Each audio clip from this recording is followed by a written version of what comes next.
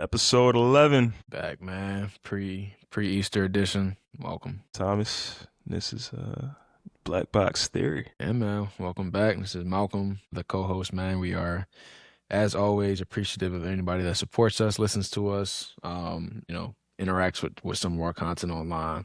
We appreciate all of that, see all of it. So, much appreciated. It goes a long way. We're gonna keep it pushing. Let's go ahead and jump into it today, dog. Yeah, let's get it. Before we get into it, as you all know, even if we're not talking about financial advice every single time, we are not financial advisors, investment professionals, or career counselors. Everything on the show is for informational, educational, and sometimes entertainment purposes only. Do your own research, talk to a licensed professional before making any financial decisions, and verify with AI, because I'm seeing a lot of you guys falling for these AI videos, man. If the audio is cooked, the video is very blurry, it's probably AI.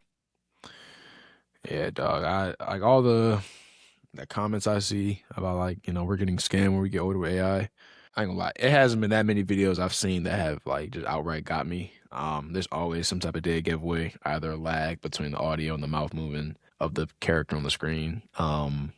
Like the sounds that it makes, like exaggerated cartoon sounds. It's just always something, like I said, but I don't know though. Like I said, to be honest with you, the crazy improvements that, these visuals have made over 2 years, from what they were with like the Will Smith video eating spaghetti to now, I don't know what it's gonna look like in a few years, man. So hopefully it stays, where it's easy to tell the difference, or it's able to tell the difference at all. Because if those lines ever get blurred, we are cooked, man. So yeah. Facts. Yeah, like Malcolm said, man, I even made a little video about this before, man. If it's like blurry, I saw a video. It was like an alligator crawled in Walmart and hit a baby that was behind a cart, and the dad ran away. People like, why the dad didn't do anything? He's a terrible father. Oh, that's what I expect, And then they're commenting the little memes that show like a human body diagram, but the brain is in the butt area, the gluteus maximus, and the brain is filled with like nothing. For people who like see them on the racist posts, you know what I'm talking about. But like, it was AI, bro. It was AI.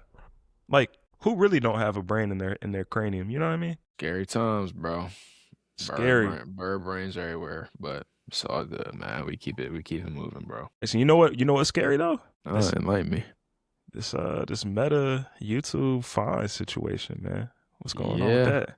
It's cooked, man. So for those, I don't know. I feel like a lot of people may have seen this coming, but it seems like this is kind of like a recurring theme with these monopoly type of companies. For all my people who may not, I guess, be, super up to speed on everything that Meta is doing, I will let you in, or I guess like kind of bring y'all up to speed.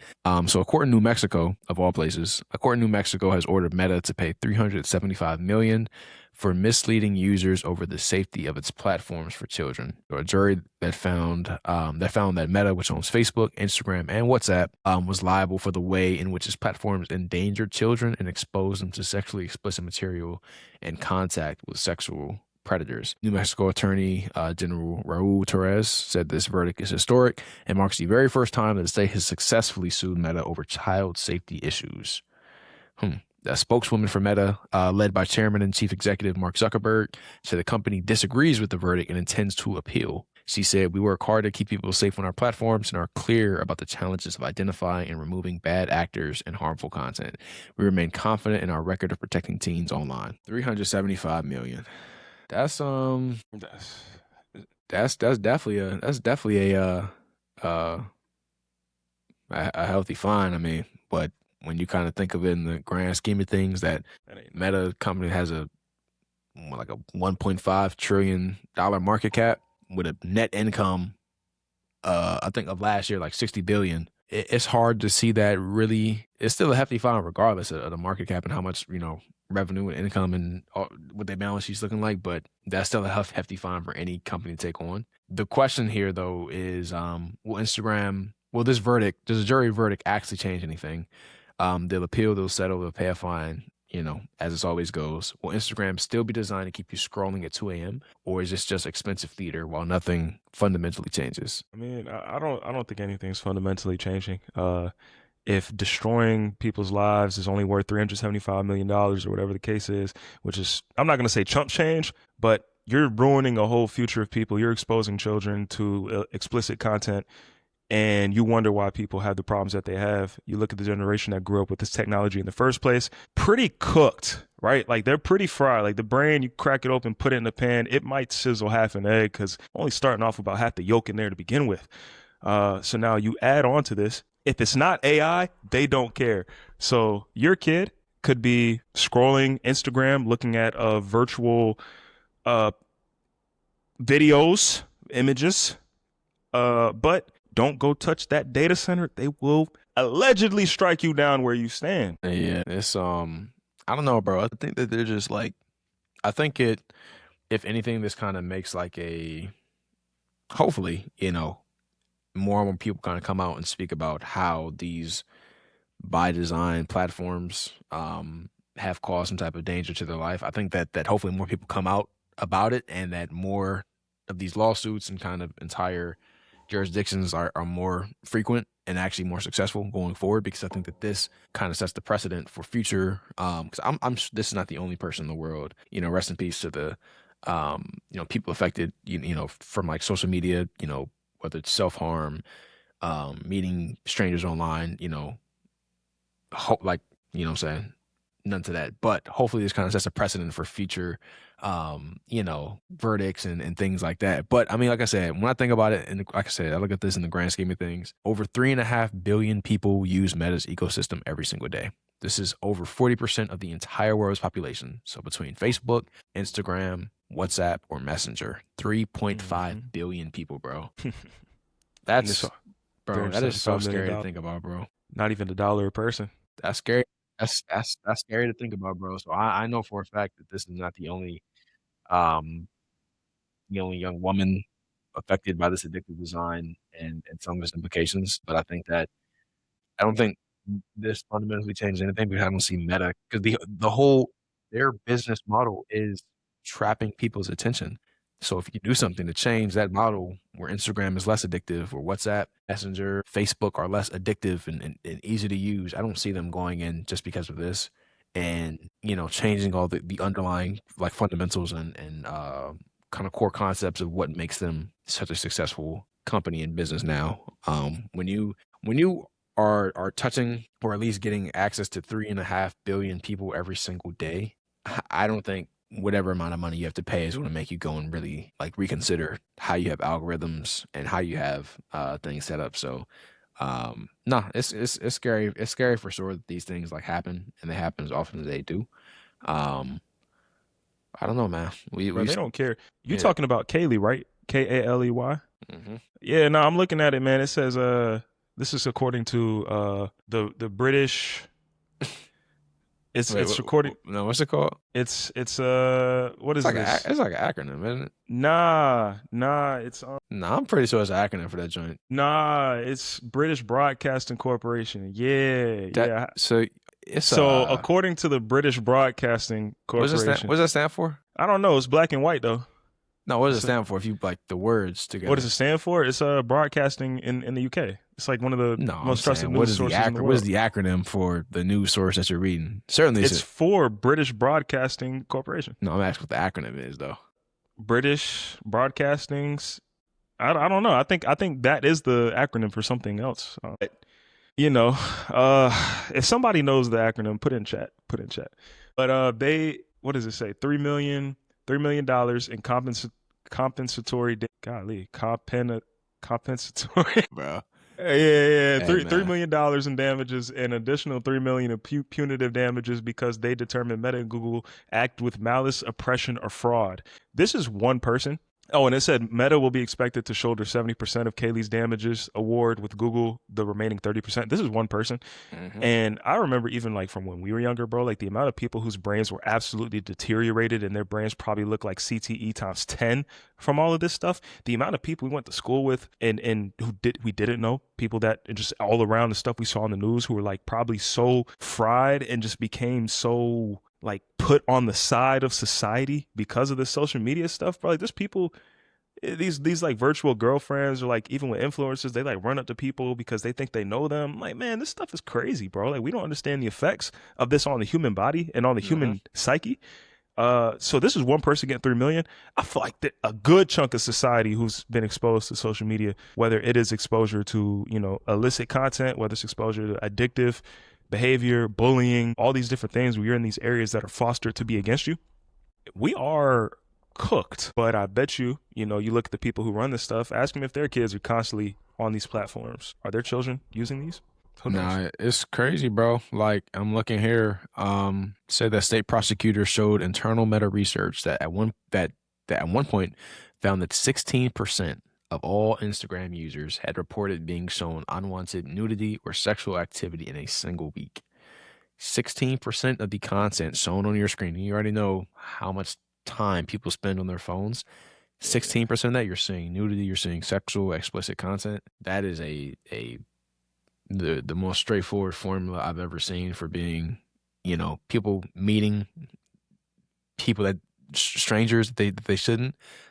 Children for sure being, like I said, because I know that Instagram has like teen accounts to put more control and kind of like censorship on the type of content that younger users see.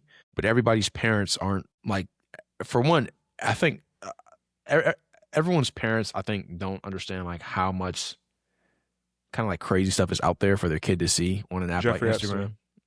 Yeah, like I mean, like, bro, like, I feel like there has to be more of a, like, because I remember when I was a kid, I used to lie all the time about my age on apps. When I try to get on Xbox, bro, like, and I wanted to be on Xbox Live, talk to people. Allegedly. Nah, it's no alleged. I did lie.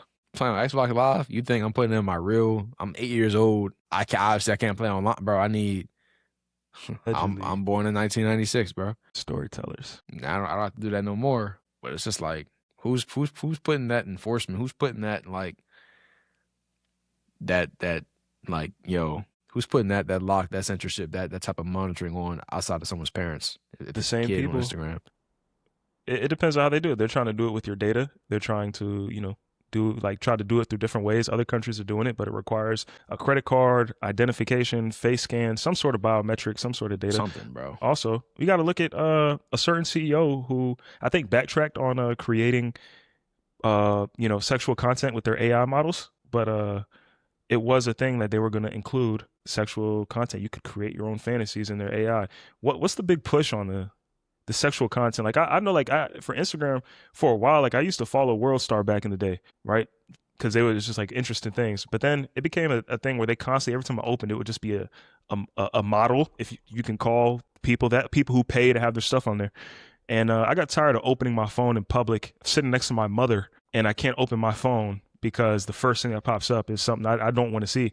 And no matter how many times I push, I don't want to see this. I don't want to see this. Like, even if you don't look at this, I had a block World Star. I blocked World Star. Like, they know who I had to block them because I don't. And then people try to send me stuff from their page. I'm like, yeah, I got them blocked because they turned into a catalog. Yeah, and I haven't been like, I haven't watched World or even interacted with World Star hip hop stuff since like Vine was out. Cause that's when I was really wanting like World Star hip hop, like Vine compilation, like stuff like that. I used to watch and be tapped into, and like some of my favorite artists at the time used to drop like exclusively with World Star hip hop. But now a lot of those pages have become like either gambling advertisements, directly or indirectly, just promoting Instagram models, OnlyFans models. It's like I highly suggest anybody that doesn't like isn't familiar, just look up the dead internet theory, bro, because it's so apparent now. Like the internet is just filled with bots, gambling, brain rot. It's like you really, if anything, it's harder to find like nourishment for your brain than it is to find some. I can go on Twitter, Instagram right now. First thing I want to see is tongue to her, bro. Like the little wooden bat. Like I will see him before I see a book, before I see an article, before I see a review on a product. Like I'm going to see that before I see anything that's actually going to stimulate my mind and make me a better critical thinker. And that's just the state of the internet now. It's cooked, but It's cooked. I mean, and you know what? Let's since we're talking about the state of the internet, dead internet theory, let's talk about dead American theory, right? Let's talk about this Pooh Shiesty, Gucci Mane situation that involved Pooh Shiesty, his father, Big 30, and a bunch of other people, right? This is a broader conversation. The main thing here, like I would just want to add, is stay out the streets. If you don't have to, or if you can somehow avoid it, please do. Clearly, this like the man just got out what November, December timeframe, something towards the end of last year. Already back in custody, and apparently this happened in sometime in January, I believe. But before like even diving into that too much, I just want to say like for all the people who have this confused and twisted, this situation between Pooh Shiesty and Gucci Mane and all involved is literally the epitome of what everyone in charge of slavery, putting crack in the black community, destroying the black community, putting guns in the black communities. That is the outcome. That is the product. That is what they want. Like this is what they wanted to. So people try to say he represents all black people. That's not the case. He unfortunately is just one of many people trapped in the cycle that was put on the path for our entire set of people in this country. Unfortunately. Yeah, man. It's and for me, it's not even so much like the because I mean I know it's gonna go viral. Like he's a rapper, he's hot. I just really hate how the type of headlines that our people get and that we get excited over and so invested in.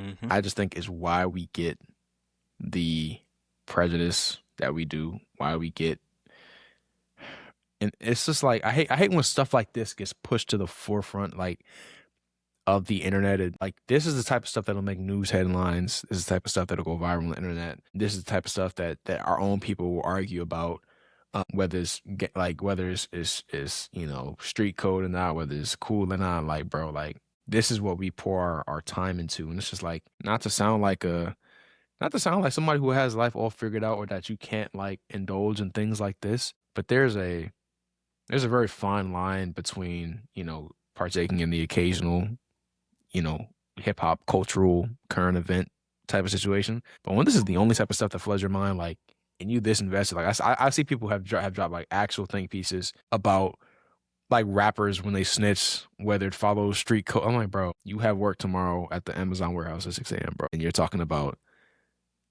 Gucci Man is not a gangster on your Twitter. What's the tax code? Like, what is your tax code, dude? Like, what are we talking about? And it's just like, I get it. I mean, it's stupid.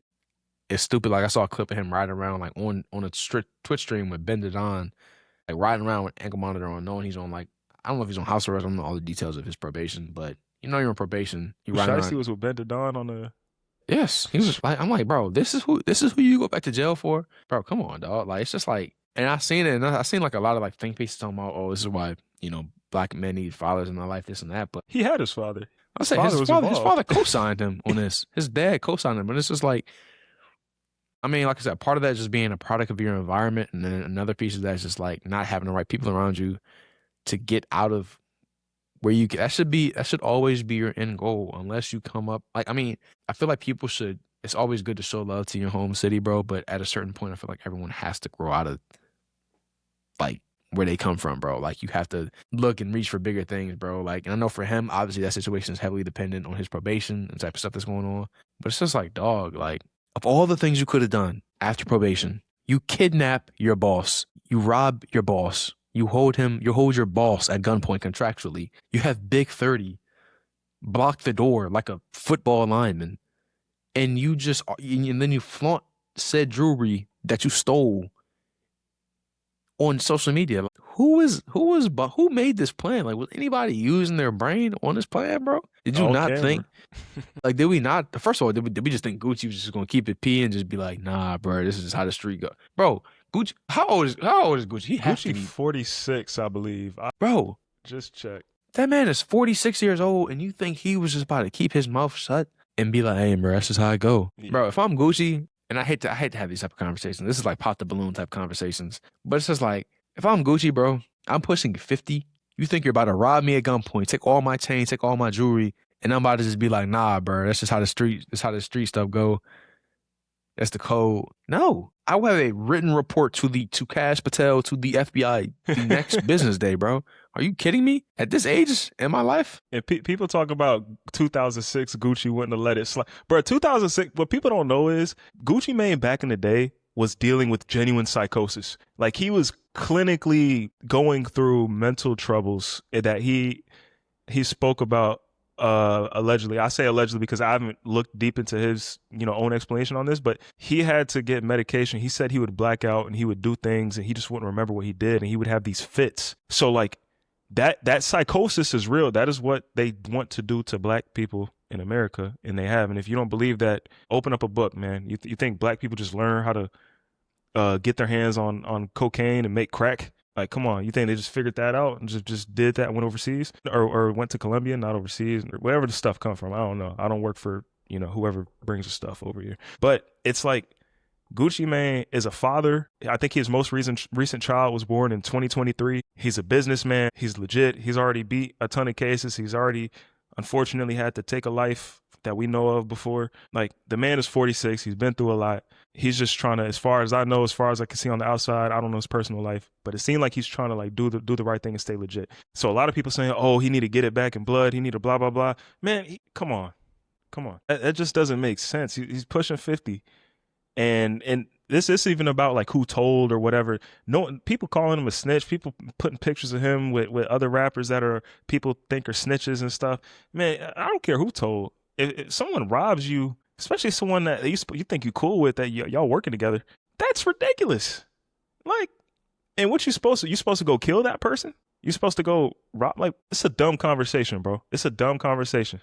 Yeah, I get it, bro. And it's just like, I also don't want to overstep and like try to understand everything, because I do understand like a lot of this is about how you're raised, being a product of your environment, and just like the type of circumstances and situations you were brought up. Some people don't have a choice but to live this life, and for that, obviously the goal is hopefully to like be able to get you, your family, people you care about out of the situation, so you don't have to keep looking over your shoulder every day. But like I said, like I said, I can't sit here and say that I've lived that life or been immersed in that life ever. Like, I've seen perspectives of it. I have people that have, I know people that have kind of like been more integrated in that space and kind of like came up in that space. I haven't, so I don't want to insert myself and try to understand every single thing that they're thinking, because obviously we don't think the same because we haven't seen the same things, had the same experiences. However, when you reach a certain threshold, bro, you are rich, famous, rapper, you're hot, you got people, like, eyes are always on you, bro. We just have to think that, and like as a dad, as his pops, bro, to co-sign on this, bro, you're supposed to have the wisdom and the guidance and the mentorship to pour into your son, no matter how famous and big he get, bro. As a father, bro, that is your job to keep your son on the right path. It's just no way you signed off on this as a pop, bro, and you just didn't think that there were going to be no repercussions, no type of punishment, no type of, like, come on, bro. The importance of getting out your city and seeing the world. I know what was his name in the streets? His father name in the street, Mob Boss? Or I wouldn't be surprised if it was. This sounds like a that. BMF headline, bro. Like, this is literally trolls. Like, these guys are trolling, bro. Like, of all the things you could have done, bro, you could have like maybe freaking forged some paperwork, freaking like went on social media, be like beg for to get out the contract.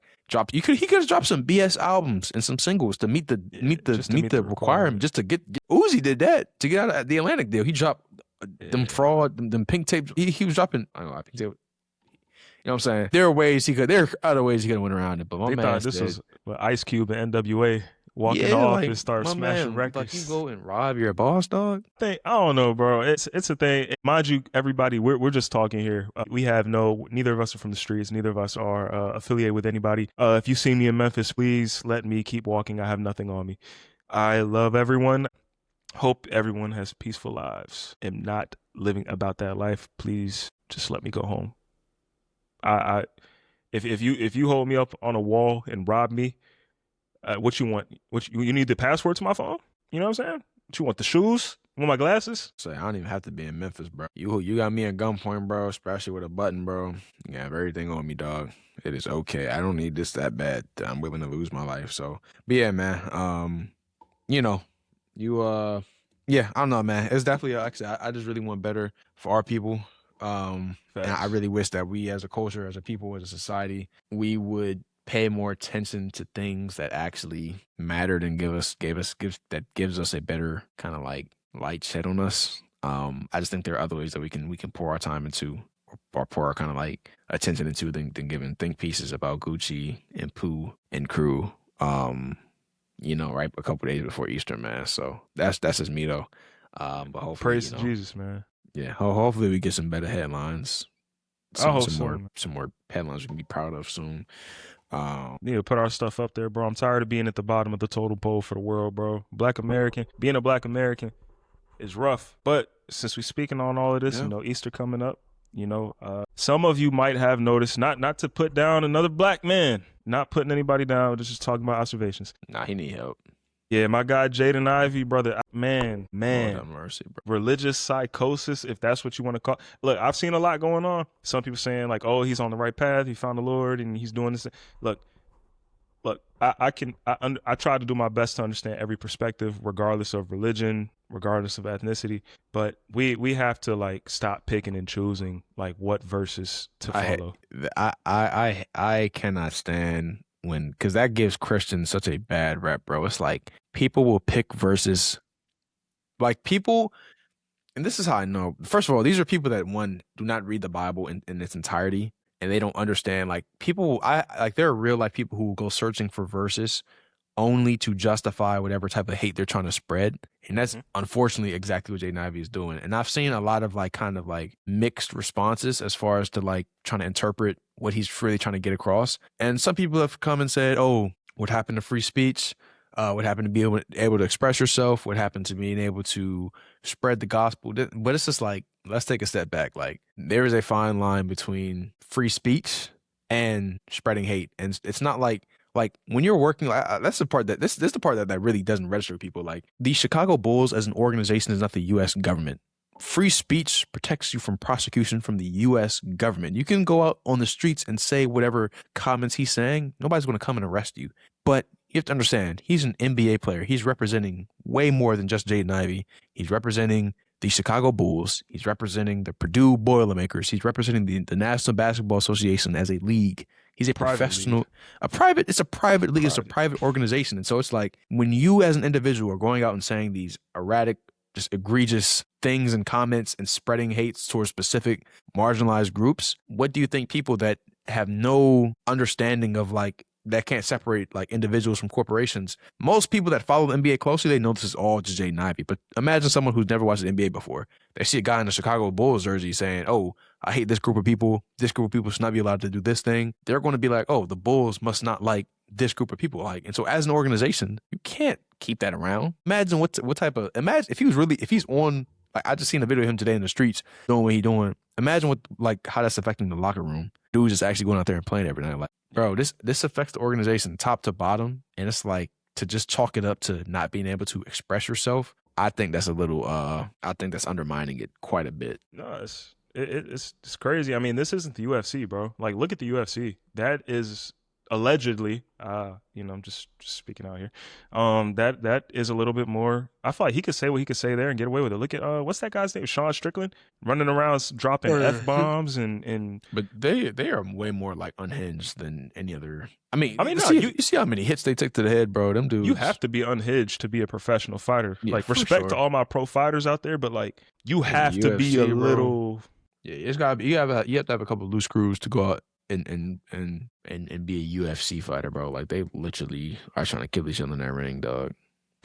So, hey, and positive black news, my boy Deontay Wilder, man, he's on the back on the come up, man. I think he just knocked out I forgot his name, but it's another like top heavyweight. I seen a little punchy at it. Yeah, it was crazy. My boy coming back. But nah, man, that's a real thing, bro. And I've seen plenty of people do this before in real life and on this scale too. So it's not just like a famous person thing, I guess. I think it's crazy for him to go on this run right before Easter too.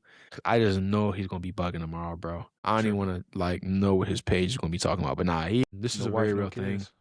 And I think that people as Christians, bro, like there's obviously a like, but it's like my thing is if you're gonna pick and choose what verses you're gonna use as justification for whatever message you're trying to spread, don't pick and like if you're gonna do that, then do everything, because at the end of the day, we all.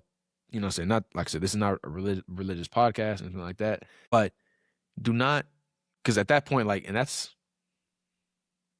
is actually what saying God's name in vain actually means. Like a lot of people, I think a lot of people have like a misunderstanding of what using God's name in vain really means. Like they'll think that saying like something like saying like putting something on God or saying, oh, on XYZ, I'll do this and that. Like, that's not what, like, it kind of is, but like the actual definition of using God's name in vain, it's using these verses and trying to say or really craft your own message of what you think and what you interpret God is trying to say. And like you're shaping it into your own message, into your own hate or rhetoric and spreading that.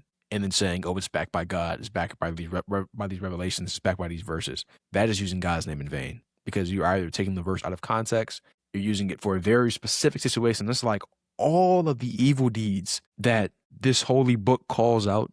This is the thing that you want to like drill down on, bro. I just think there are a lot of other things that we could be focusing on, bro. Like there are a lot of other things and people we should be looking at. Why you look like? Keep going. But yeah, nah, like it's I don't know, bro. I just think we have a lot more. We have way bigger fish to fry, I think, right now than worrying about groups of people. Yeah, man.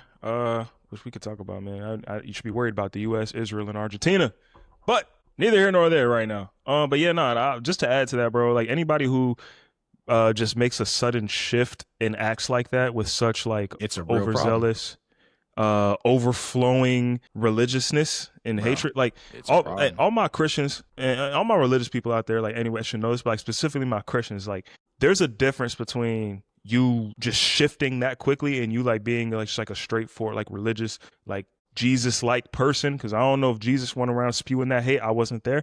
However, if you do that, I have to worry, what have you done? Like what are you trying to make up for so bad that you feel the need to run around? Overcompensation, bro.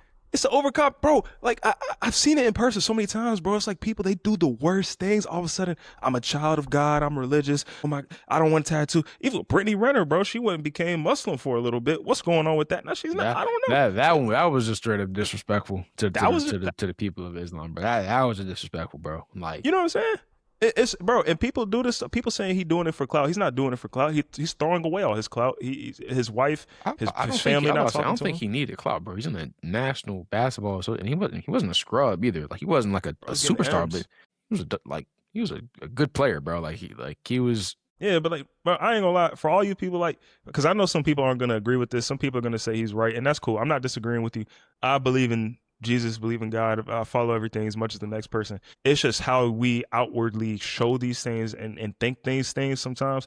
No matter what my beliefs are, I'm not going to run down and yell at and preach that it's bad to do this, bad. I'm a sinner, bro. We're all sinners. Everybody sins every single day. I don't have any more right to go tell somebody how to live or how to not sin as much as the next person. So if you are doing that and you're like, power to you, but I have to wonder what is going through your mind. What makes you think you're so much better than others? And if you say, "Oh, I'm not better. I'm just spreading the word," what gives you the right to do it in such a judgmental way? And what have you done? Let's lay everything out. He who has not sinned shall cast the first stone, or whatever the exact wording is. Cast a stone, and let's see how many stones come back at you. Yeah, bro. I ain't gonna lie, dog. Like, beside the fact that he's spewing a lot of hate, he has had some very funny, like, moments from his rants he's been on, dog. Like, I've been vocally stemming the apple pie joint for like the past week or so. Saying apple pies, they're so tasty. You didn't see that, bro? Nah, bro, he was, bro. You have to watch his Instagram lives, bro. I don't watch them. I see clips of them, bro. He be on that joint talking about anything, bro. He was like, he was like, why do they make the apple pies in the facility so good? Yeah, I think like, I like apple pies. They're so tasty. I'm like, bro, like, what are you? Nah, I think he's having like a mental, like, I think he's having like a psychotic break. So it's like, I mean, like, he needs to be admitted into a. Yeah, I just don't want to laugh at bro, because like he's having like a serious situation. That'd be like if I go laugh at like the stuff Kanye says. Like Kanye clearly, he has like cognitive, and he's been public about. I ain't gonna lie though, Kanye back on his feet now though. Nah, like, I be seeing that, bro. He'll be back on BS again. Like, nah, I'm not talking about. I'm talking about like selling out stadiums, bro. Like, I mean, yeah, bro, because I think Kanye is one of them dudes. Like, he can say whatever he wants. He's like, always going to have a fan base. People have known he's kind of like off the edge for a very long time. So I think he's one of those guys. He can literally say anything as long as he doesn't do anything. Like if it came out Kanye was, doing like touching inappropriate people, like he was doing like actually like heinous physical things, I think Yeah, people might shift. yeah, he just be saying stuff though. Yeah, he ain't no R. Kelly or something. You know what I'm saying? R. Kelly was doing things. Kanye, he's loose at the lips, bro. He just I said it from where he was at not too long ago. It seems like he's calmed down because I just seen he like had like his opening in like SoFi Stadium with Lauryn Hill. I went to get Lauryn Hill out there, bro. that money got low, bro. The, Bro, your Lauren, words get right when you need some bread. hey man, yeah, not. But that's what I'm saying. Like for Lauryn Hill to come, because Lauryn Hill skips her own concerts, bro. Like she is like a freaking legend, bro. So for her to, I feel like her coming out there like says a lot more than just like, oh, it's Kanye. I feel like he's starting to regain. I don't know. I feel like he has to be closely monitored for his comments over the next few months or so. But I mean, as long as the music's straight. yeah, I'll say I hope he get back on track. Like as far as his public outbursts and the type of things he says. But Bro, Kanye carries heavy weight in the industry, bro. Like for everything he's produced, everything he's created. Like Kanye is one of the greats. Like yeah, excluding all this stuff, bro. Like people try to say this and that about other people. I think Kanye, he just speaks his mind a little bit more, but other people are not that clean. Like I'm not gonna say names, but other like top artists from that time frame are definitely mixed in with some pretty heinous things. yeah, And for sure. like or have like had their own issues. Kanye, I feel bad for him. Part of it, I never watched the documentary, but I know a lot has to do with his mother. Rest in peace. But yeah, nah, I hope Yeah, the best for the man and his family. yeah, man. Yeah, man. Shout out Kanye, man. Yeah, I mean, hey, shout out Kanye, but just like a lighter topic, just a little quick lighter topic, man. The NBA is expanding. Thank you, bro. Finally, bro. And I looked into it. It's been 82 games for a while, so I think it's gonna stay 82 games. It's just gonna be like playing the same teams less. I'm not gonna lie, I don't need to see the same teams play 5 times in 1 week. Yeah, I don't know the Vegas team, man. What you thinking for the naming convention? What you think they're gonna go with? I would like to think it's gonna be something related to gambling or risk taking or like some I'm a type of risk something. taker. I feel like along the line. I feel like that's just like Las Vegas. Like it has to be. I mean, because Seattle, you already know you're going back to Supersonics. That's a given. But Las Vegas, bro, I feel like you have to. I'm like, and it's not like it'd be one thing if you went that way and the NBA wasn't like, bro. NBA, you can't go watch the NBA game without seeing a DraftKings, sports book, some type of betting like advertisement or endorsement throughout the program, like throughout the game. So the way that the NBA is kind of like leaning into gambling and prediction markets and stuff, I feel like it wouldn't be too far fetched to name your expansion team something related to that. And it's also Las Vegas, bro. Like I feel like it's kind of like on brand for them to have something like that. Something like we were saying earlier, something like a high rollers, a card number name outside of Jokers. I don't think Jokers doesn't make sense. I was looking at the what do you call it? Like the odds for their next name, bro. And the names I'm seeing here, bro, I can't say I'm moved on all of them, bro. I'm not gonna lie to you. I'm saying the Mirage as the top favorite. Las Vegas Mirage, Jokers, Las Vegas Venom, Las Vegas Outlaws. I'm not mad at Outlaws. Las Vegas Scorpions. Are Scorpions in Las Vegas? I don't know. Is there a single scorpion in Las Vegas? I don't know. I mean, it's a lot of desert. Airport. I don't know, man. They should call them the Vegas Vanguards. Vanguards isn't bad. I don't know what a Vanguard is though. It's a vanguard is the foremost part of an advancing army or leading figures in any movement, field, or trend. It's not So bad. I feel like it would make sense, especially if Ja ends up going there. I know this like 3 years from now, 2 years from now, but Now I was about to say though, it is some rules that when it comes to the expansion team. So a couple things. So the NBA expansion draft will follow these rules if when Seattle and Las Vegas enter the league. Expansion teams will get to steal unprotected players from other teams. Teams can only protect 8 of their players. So on the roster, you can only protect 8 of your players. Teams cannot protect players on expiring contracts or restricted free agents. Only one player can be taken per team. Contracts transfer as they are, and expansion teams get really, really good chances of getting the number 1 pick in the NBA draft. So it's not like they're out of luck like when they get created. They're going to have a pretty good chance at getting a hand at some good players. But yeah, I don't know. I think this is what the NBA needed, bro. I can't lie to you. I don't know how this is gonna work with like the draft stuff, because I know the Thunder have a lot of like first round picks, and like I'm sure a lot of teams have a lot of first round picks. Bro, if they get a top So 4 like, pick this year, bro. No, I'm just just thinking from a stance of like, if people already have rights to these picks, how are these expansion teams going to fit in there? Well, yeah, I don't know. I don't know how that works as far as I know you can steal players. I don't know how it works with stealing.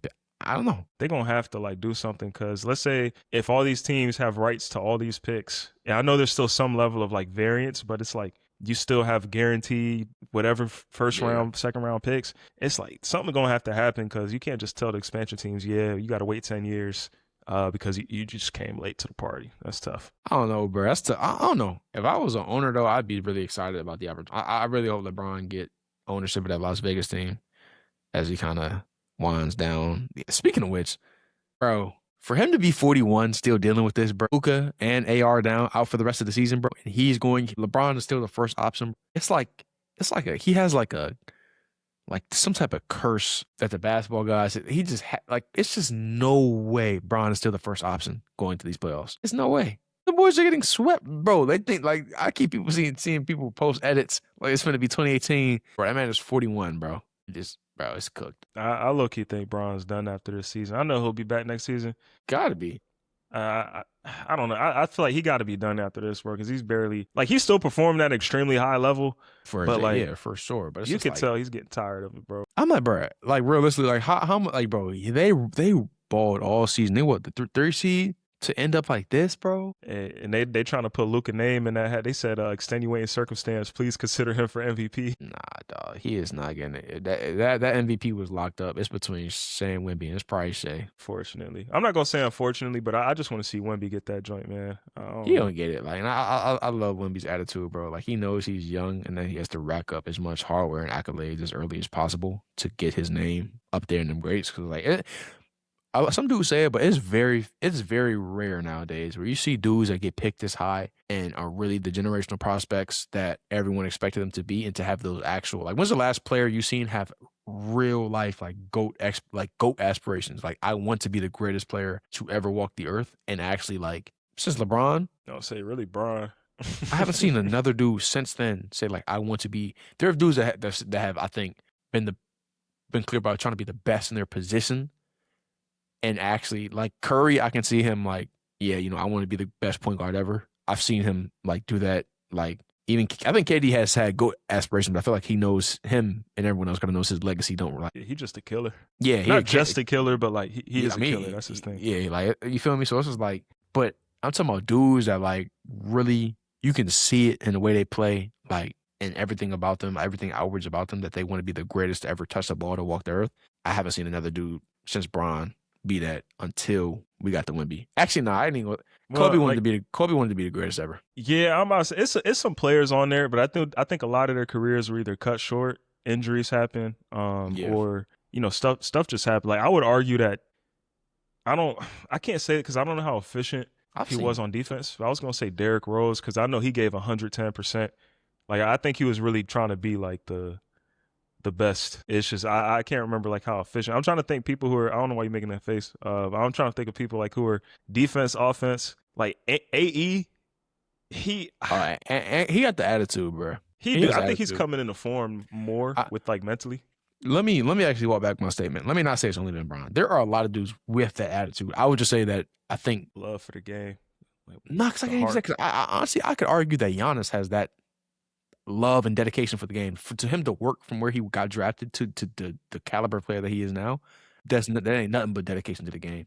Same with like I said, it may not be as I think it's easier to say for Bron because he's such a storied and decorated player that it's easy to be like, okay, you put like, you know what I'm saying, you wanted to be the GOAT, you wanted to get to those levels, and you did things that you had to do to get to those levels. I feel like a lot of these dudes, we haven't seen them play nearly as long as Bron. They may not have the accolades to back it up, but it's just like I think when their careers are said and done, it's gonna be a lot more dudes that but I feel like Bron, his was just always so apparent. Like every opportunity you got to hear from him or see from him, you could tell he just had that like trajectory. He wanted to be the greatest ever, bro. But a lot of dudes just cool with like where they at, bro. Like, I mean, look at my boy Lonzo, man. Lonzo Ball. I mean, granted, we don't know what's happening behind the scenes. He could really be trying hard to get on the team, but like we. I feel like dudes like that, bro. I feel like when you're rich before you even get to the league, bro, I don't think you care. You chilling like your younger brother in the league cooking. Your middle brothers. All these dudes was rich before they freaking turned 18, dog. Like these dudes have been rich forever, so it's like for them, I feel like it's them dudes that come from nothing, bro. That be the hungriest, bro. I'm Like, trying to let me look up how did LeVar Ball actually like make his money? it's a mastermind, bro. How did LeVar Ball get rich? Leveraging his persona to launch Big Baller Brand in 2016. Wow, so he built that bread. They were already living in a straight house though around that time. Either way, I'm sure there's more to it, but like yeah, I'm not gonna lie because I know this is a conversation I heard on I believe it was either Blackout or Market Mondays. Either way, it's an EYO production brought to you by Troy, Rashad, and Ian Dunlap is a current recurring guest. I know it's Troy Millins, Rashad Bilal, giving full credit there, but they did talk about briefly in one of those two, which are both EYL productions, Earn Your Leisure, um, what the NBA is going to look like in the future. Like, is it going to be difficult for people to get in if you're not a legacy? Like, if your dad was not in the league or a pro athlete, is it going to be difficult to get in? Which, like, I think is an honest conversation. Like, a lot of dudes in the league, yes, we still have a few that came from like non-pro families or like really came from the trenches, but a lot of these dudes are like connected to NBA players or pro athletes or people in that field. So I think we're just seeing a shift, like from dudes who are hungry. Like, I think in the 2000s we had dudes who were ultra hungry, like Yeah. dudes from the hood, from from the suburbs, whatever. Like, they're just from like places where it's like they're really trying to make a name, really trying to get that bread. But now you got dudes growing up, money ain't a thing. So it's like I'm just trying to make a living. Like, to them, it's like going to job. It's for them, the league is like us going to college, getting a job. Like, it's just kind of expectations. Like, that's just the lifestyle because your dad was like that, maybe your grandfather was like that, you're like Mm-hmm. that. It's just how it goes. So the hunger is not going to be there in the same way as like if you literally coming from nothing and like this is it, you trying to make a name for yourself. Yeah. Yeah. Nah, yeah, I mean, it's yeah. I mean, I agree with you, but I definitely just like I think it's just refreshing to see dudes that are that like kind of like open about their aspirations to be the greatest ever. Cause you don't hear dudes say that often no more. Like a lot of dudes will just say like, "Hey, stuff is just meant to be unbroken." There's dudes out there that go and do it. Like I was from one. I thought Russ' record was never going to be broke. Jokic is the second player ever to average triple double in the season, and he's probably going to take Russ's triple double crown in like the next season or two.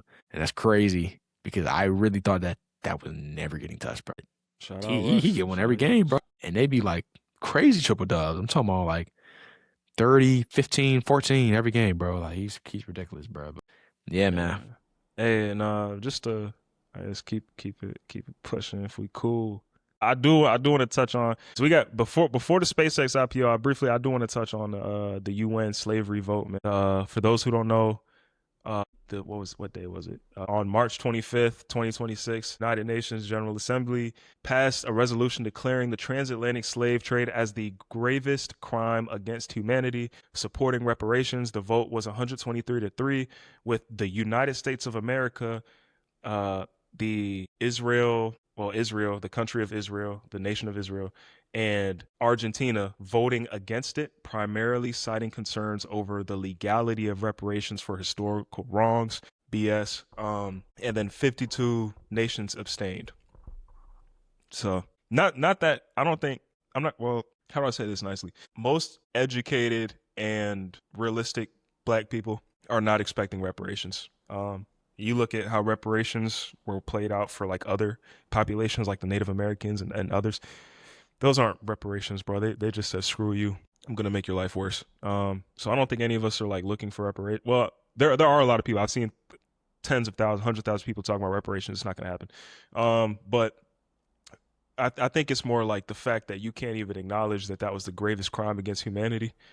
Uh, and then we're seeing like what's going on with the world now, and then like you look historically what some of these places are like connected to, even from World War II and other things. It's like, man, like I don't know, bro. I just think we're always going to be viewed as nothing more than the material that goes into putting the bottom of your boot together and then the gum on the bottom when you scrape it off. I mean, I'm disappointed, but I'm not surprised, bro. I mean, think if you are, I mean, you go outside and look, bro. I mean, this country has not given any indication that they are marching on towards respecting our people any more than they already have in the past. We've made a ton of Like, that's the thing, bro. People don't realize, like, we're not even 100 years removed, like, from slavery, bro. People seem Yes, to think fresh. that this like people seem to just think like, oh, all this happened in the 1800s, 1700s, bro. Nah, We're it's we're fresh. we're just getting to like the next couple generations after this. This was not that. Like, it's people who still have grandmothers and grandmothers and grandfathers who were slaves, bro. I don't know why people keep trying to push this back like it's just not a thing. But like I said, I mean, I'm not surprised whatsoever about the U.S. In their words, their verbiage, their you know jargon they used to, they said that the U.S. does not recognize a legal right to reparations for historical wrongs that were not illegal under international law at the time they occurred. Basically saying, since it wasn't illegal when it happened, we shouldn't have to pay for it now that it is illegal.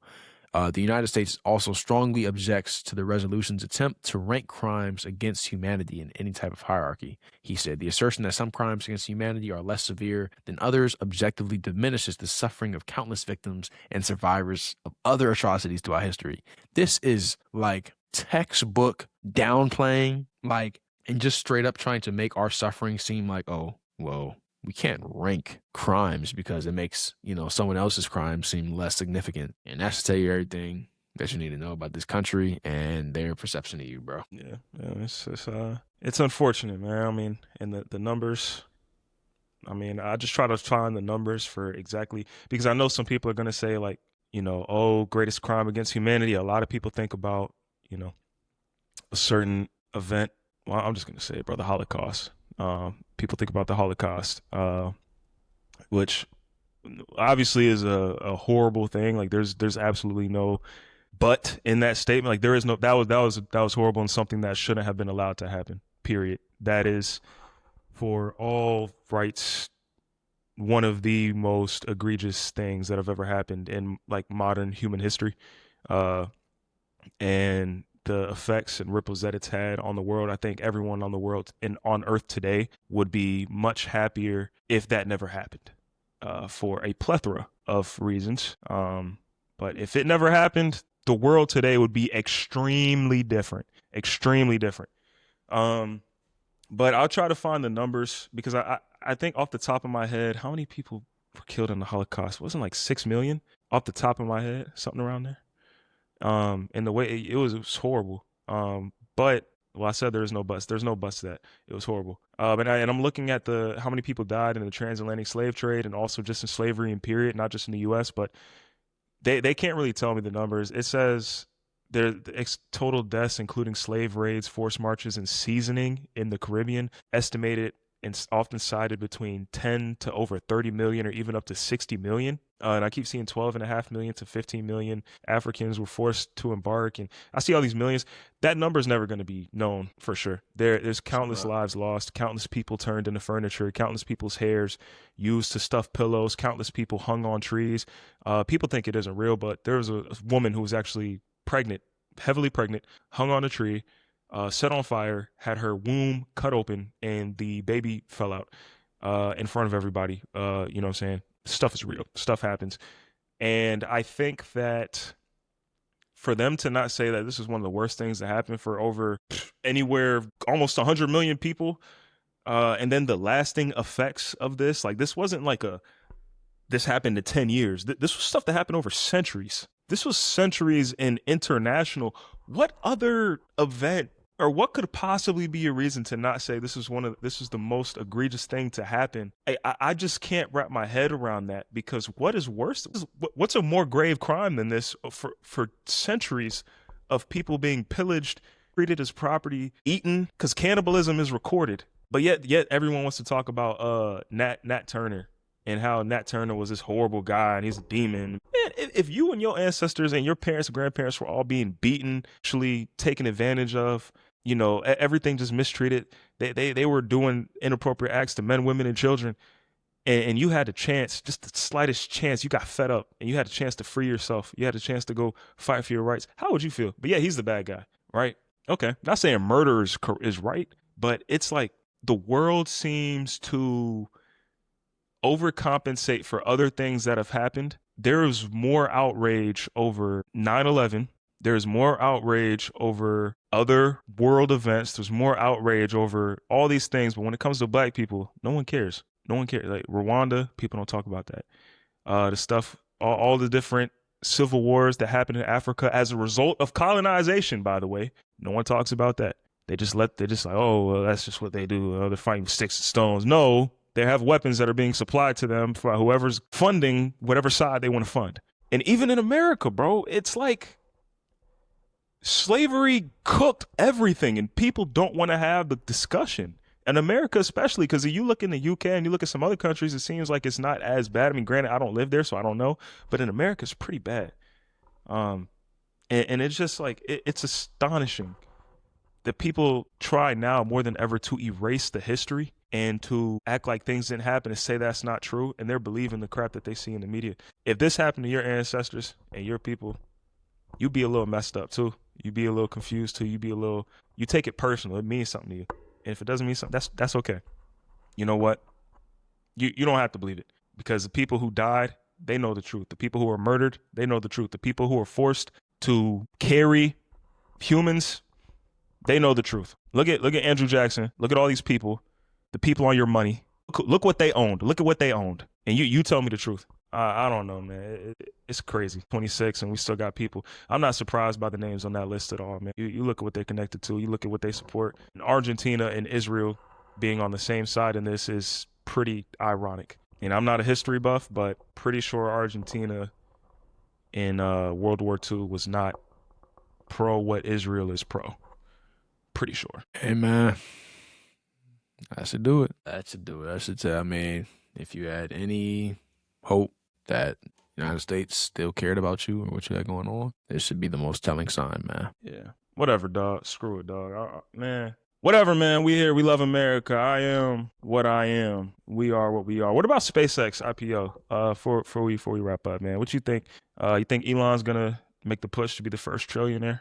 What we got going on? Of course he is. I mean, his greed knows no end. So he's calling, like, I've seen so much about this, bro, to the point where it's just like actually, yeah, like he's making Wall Street firms purchase. You have to purchase a subscription to Grok if you want to advise on his IPO. Like, so he's making, like, some banks have already agreed to spend tens of millions of dollars on Grok and integrating into their IT systems. Elon is requiring banks, law firms, auditors, and other advisors working on the IPO to buy subscriptions to Grok, which is part of SpaceX, and they're not authorized to speak. Like, bro, like, I personally am not, like, I do think he'll get to the point, just because he has that type of access and that type of leverage. I do think it'll be the most expensive or highest valuation private company IPO ever. I don't think this is something I'll stand on the sidelines to wait and see for a bit. Not the way the market's moving right now. With the amount of uncertainty in the market, right? Market hate uncertainty, and that's all that's going on in America right now. It's gonna be something to see, but I personally would not. I'm not getting over leveraged in it. I might, in the way that these type of access, I think he's only reserving like 30% or so for public invest, something like that. But you know how that I don't know, man. I'm not. It's gonna be a lot of great IPOs this year if everybody does what they're supposed to do. But I'm not like killing to get one random allocated share. But we'll see how it goes, man. But I just think that's a bubble waiting to pop. To be honest with you, it just don't make sense to me. And most people can't even tell you what SpaceX does. They just know that Elon Musk is the face plastered over it. So I'll see how it performs over the next month or two and try to make an informed decision from there. But I just think it's very overvalued. And it's going to be SpaceX and Starlink, right? Because SpaceX bought Starlink, so it's combined. Yeah. I'm too broke for these conversations. I have $0 to my name. Trillionaire talk, man. Only investments I have is in Wonder Bread when I see it at the dollar store, and I feel like slapping some mustard on there, get me through the day. But yeah, I don't know, man. He's doing it. I am not an enemy. Do not cut off my internet. Do not cut off my power, please. Do not make a car drive into me while I'm walking across the street, please. Scary times, man. Very scary, man. I mean, we're not too far off from living in a Black Mirror episode. We already are, but like, man. Yeah, well, we covered a lot today, man. Yeah, nah, we did. I guess we'll be back next week if this episode goes out and gets more than 10 listeners, and none of those 10 are people that want to make me never be able to make another episode again. I am healthy. I am happy. I am loving my life. Hey, man. Blessings to everybody that listens to this. By the time this uploads, it'll be Easter Sunday. You know, happy Easter to all those who celebrate. Everybody have a blessed Sunday. Have a blessed week. Let's get this money, man. We will catch y'all on the next episode. Back to it. Same two as always, man. Tackling the most current of events, the most interesting of problems and concepts, and always expanding our palette of learning. So we look forward to continuing to engage with y'all over the next week. Appreciate all the supporters, man. Love for everybody who love us. Yeah. Thanks, man. Yeah, what he said, man. Love y'all. Peace. Peace out, man.